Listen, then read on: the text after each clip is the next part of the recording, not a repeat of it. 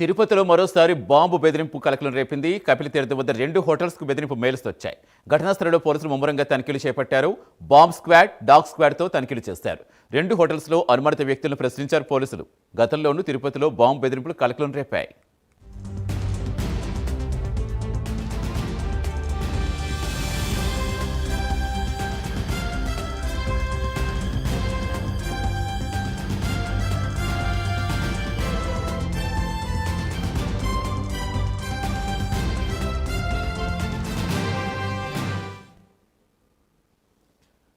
తిరుపతిలో వచ్చిన బాంబు బెదిరింపు కలిసి ఒక్కసారిగా అలర్ట్ అయ్యారు అధికారులు. పూర్తి వివరాలు ఇచ్చేందుకు మా కరెస్పాండెంట్ రవివర్మ జనతను చేస్తారు. రవివర్మ, ఈ మధ్యకాలంలో ఫేక్ కాల్స్, ఫేక్ మెయిల్స్ ఇలాంటివి చాలా ఎక్కువైపోయాయి. బాంబుకు సంబంధించి అసలు ఏం చెప్తున్నారు? ఒకవైపు వరుసగా జరుగుతున్న దాడులు, ఒకవైపు భయపెడుతున్నాయి, మరోవైపు ఇలాంటి బెదిరింపు కాల్స్.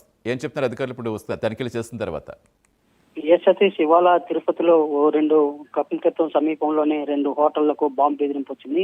కీసి విహాసు, రాజ్ పార్క్ అనే హోటళ్లకు బాంబు బెదిరింపు మెయిల్స్ వచ్చాయి. అయితే ఈ మెయిల్స్ రావడంతోనే ఒక్కసారిగా అలర్ట్ అయినటువంటి పోలీసులు హోటళ్లను మొత్తం ముమ్మరంగా బాంబు స్క్వాడ్, డాగ్ స్క్వాడ్తో తనిఖీలు నిర్వహించి బాంబు లేదని చెప్పేసి నివృత్తి చేశారు. దాంతో బాంబు లేదని చెప్పి ఊపిరి పీల్చుకున్నటువంటి హోటల్ యాజమాన్యం ఒక్కసారిగా పోలీసు అధికారులకైతే సమాచారం ఇచ్చారు.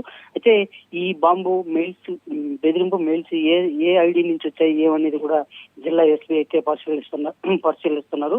అయితే ఇలాంటి మెయిల్స్ రావడం, బెదిరింపు మెయిల్స్ రావడం ఇది తిరుపతికి తరచుగా వస్తుంది. ఈ ఇయర్ లోనే ఇది 4వసారి ఈ మెయిల్స్ వచ్చాయి.